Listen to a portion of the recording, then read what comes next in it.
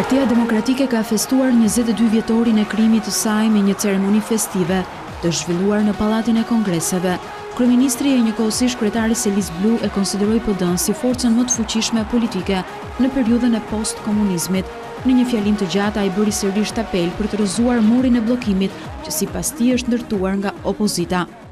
Ne që shembëm murin e Berlinit, ne që çam bunkerin e izolimit, ne që shembëm murin e krimit të korrupsionit, ne që shembëm murin e bashkisë, ne do të shembim murin e bllokimit.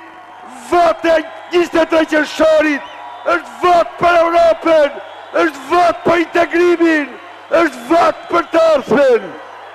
Partia Demokratike u themelua në 12 dhjetor 1990, por festimi një ditë para u bë pasi të mërkurën, kryeministri Berisha do të niset për në Bruksel, ku pritet të marrë vendimin final të Unionit për statusin e vendit kandidat, një dokument të mbushur plot me kushte e kritere ende të paplotësuara nga Tirana zyrtare dhe klasa politike.